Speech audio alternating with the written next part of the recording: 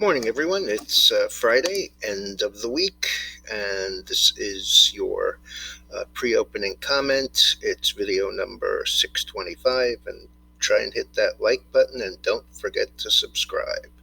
Okay, the biggest news, of course, jobs. Disappointing.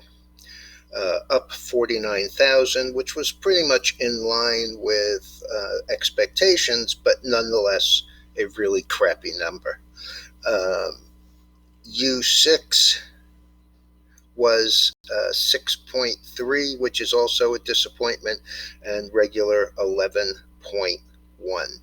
December was revised further down to 227, and retail in the in the last month was down 37,000. So those are big numbers. The stock futures, the Dow was up about 140 before that. It's now up 102. So really not a lot of action in it. Same thing with the Nasdaq and the S&P. S&P was up 13. It's up 12 and change. Nasdaq was up 35, it's up 38. So there you have it. We waited a whole month for it. It was a disappointment, and basically it meant nothing. Gold was up, but is having its worst week in quite a while. Oil is up on excitement about, more vaccines. I don't understand how the same news, J&J and Novavax applying for emergency use. They said that last week. They said that the week before, and they said that the week before that. And yet the market rallies on what is in the mirror, backward-looking information. Asia and Europe are both up. And Janet Yellen came out with a statement that she thought that the market did okay in view of the GME GameStop information. And frankly, that's a major disappointment. She made no comment about, what she thinks we should do about that. Just, well, the market was okay. Speaking about cutbacks, there are 5 or 6 really big names who are not going to the Super Bowl this year with ads. And it's kind of surprising, actually.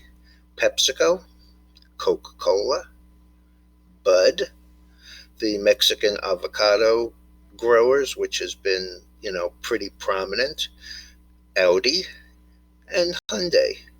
So there you have it. In earnings news, we had 2 that beat but had problems. Snap is down 4.5, as I mentioned last night.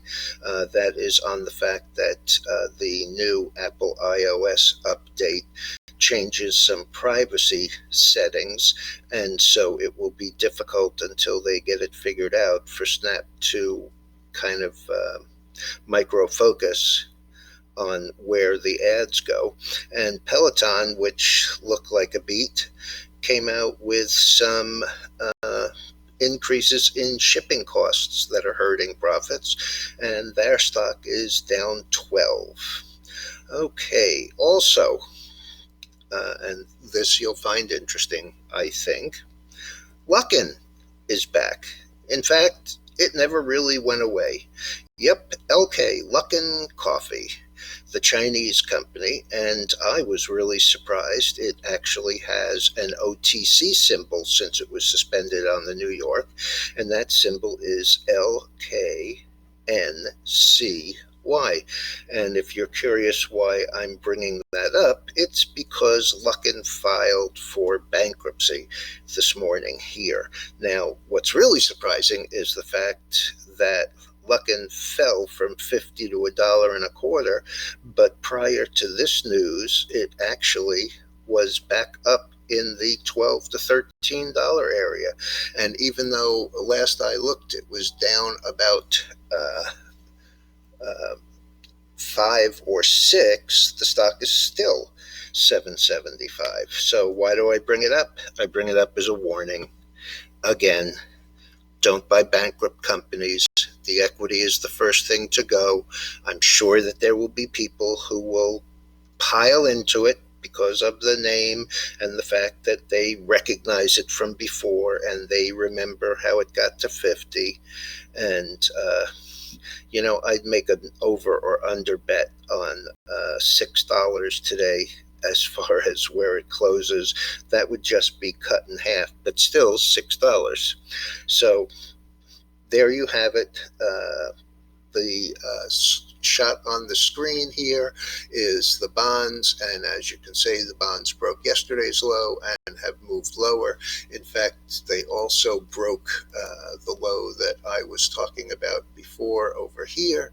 This low was 167.05. Today's low is 166.22. So, we're going to see whether or not we can bounce off this 100-bar moving average. A week ago, I called this a bear flag. I still believe that, and I think we could go lower. A look at some of the metals. The gold, which was down sharply yesterday, is up today, up 870. It was up about 18 before the employment news. And the one that I've been harping on, this platinum, and the stock that I use is PLG, is up again.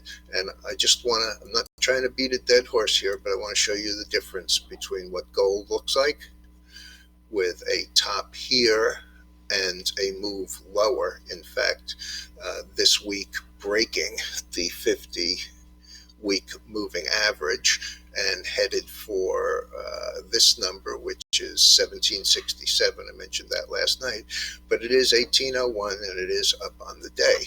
However, when you look at the platinum, you're going to see a chart that looks nothing like the gold. It's been strong. It's down from years ago, but it is decidedly bullish.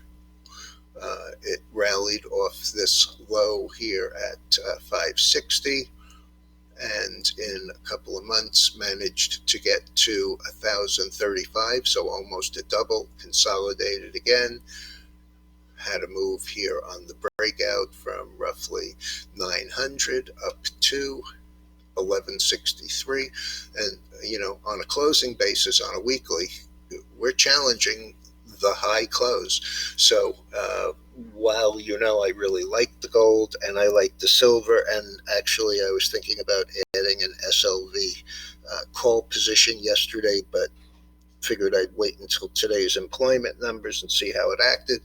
This one I have no trouble with at all. All right, everyone, there's your pre-opening comment, and hope everybody enjoys it. By the way, as I mentioned last night, we're going to have an interview with Dennis Marlowe that will be posted both behind the curtain and in this weekend's letter. If you have an interest in futures and you want to get a copy of the interview, if you just email me at my normal email, CAMOSKOW,